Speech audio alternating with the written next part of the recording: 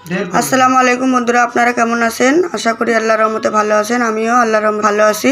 তো আবারও চলে আসলাম নতুন কিছু রেসিপি নিয়ে। তো এখানে আমি গরুর মাংস নিয়ে নিয়েছি, 1.5 কিলো গরুর মাংস। তো আলু বড়ি দিয়ে রান্না করে দেখাবো আপনাদের। তা পুরো ভিডিওটা না টেনে দেখবেন বন্ধুরা। এখানে আমি পেঁয়াজ কুচি দিয়ে নিলাম, 3টে আমি পেঁয়াজ কুচি দিয়ে দিলাম। এখানে গোটা গরম মশলা আছে, দিয়ে দেবো এখানে। আর দেবো স্বাদ মতো লবণ। আর দিয়ে দিলাম আমি 2 চামচের মতো মরিচ গুঁড়ো, 2 চামচের মতো দিয়ে দিলাম আমি হলদি গুঁড়ো, ধনে গুঁড়ো দিয়ে দিয়েছি 2 চামচের মতো, আর জিরে গুঁড়ো দিয়ে দিলাম। তো এখন আমি আদা রসুন কাঁচা লঙ্কার পেস্ট দিয়ে দিলাম 3 চামচের মতো, আর সর্ষের তেল দিয়ে দেবো। এখন আমি ভালোভাবে হাত দিয়ে মিক্স করে নেব। তো না টেনে পুরো ভিডিওটা দেখবেন বন্ধুরা।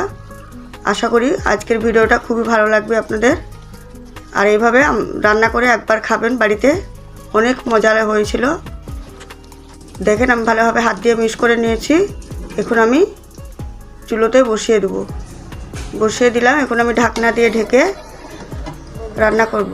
দেখেন আমি ফিরে এলাম 5 মিনিট পরে, আমার বলক চলে এসছে ভালোভাবে। তো আমি নাড়াচাড়া করে দেবো আবারও ঢাকনা দিয়ে ঢেকে 5 মিনিটের পরে আবারও চলে আসলাম। ভালোভাবে আমার মাংসটা কষানো হয়ে গেছে। তো এখানে আমি আলুগুলো দিয়ে দিলাম। আমি কাঁচাই আলু দিয়েছি, ভাজিনি বন্ধুরা, দেখেন।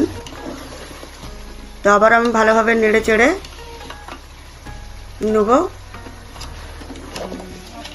দেখেন কত সুন্দর কষানো হয়ে গেল আমার। তো এখানে আমি 7-8টা কাঁচা লঙ্কা দিয়ে দিয়েছি। তো আবার আমি ভালোভাবে নেড়ে নিচ্ছি। এখন আমি গরম পানিটা অ্যাড করে দেবো। আপনারা চাইলে নর্মাল পানিও দিতে পারেন, তো গরম পানিটা দিলে বেশি ভালো হয় বন্ধুরা। দেখেন এখন আমি নেড়ে নিচ্ছি। এখন আমি ঢাকনা দিয়ে ঢেকে মাংসটা সিদ্ধ হতে দেবো। দেখেন আবারও চলে আসলাম আমি। মাংসটা আলুটা সিদ্ধ হয়েছে কিনা দেখবো আমি। আলুটা আরেকটু আমার সিদ্ধ হতে বাকি আছে। ঢাকনা দিয়ে ঢেকে আমি সিদ্ধ করতে দেবো। আমি কড়াইয়ে তেল বসিয়ে দিয়েছি, বেরেস্তা দেবো বসে, তার জন্য বেরেস্তাটা করে নিচ্ছি। দেখেন বন্ধুরা, আমার এই ভিডিওটা যদি ভালো লেগে থাকে বন্ধুরা, লাইক কমেন্ট শেয়ার করবেন। আর আমার চ্যানেলটা নতুন হয়ে সাবস্ক্রাইব করবেন। দেখেন আমার বেরেস্তাটা ভাজা হয়ে গেছে। এখন আমি গরুর মাংসতে দিয়ে দিলাম। তো এইভাবে রান্না করে খাবেন বন্ধুরা। আর আমি দিয়ে দিলাম জিরের গুঁড়ো। দেখুন আমার রান্নাটা কমপ্লিট হয়ে গেছে। এখন আমি বড়িগুলো দিয়ে দেবো। আমি একটু তেলে আমি ভেজে নিয়েছিলাম বড়িগুলো দিয়ে দিলাম। বড়িগুলো দিয়ে কিন্তু আমি আবার 2-3 মিনিটের মতো ঢাকনা দিয়ে ঢেকে রান্না করে নিয়েছি। দেখেন কত সুন্দর হয়েছে, আর খেতে খুবই মজার ছিল বন্ধুরা। একবার রান্না করে দেখবেন বাড়িতে। তো আজকের মতো এইটুকুই ছিল। ফিরে আসবো নতুন কিছু রেসিপি নিয়ে। সকলে ভালো থাকবেন, সুস্থ থাকবেন। আল্লাহ হাফেজ।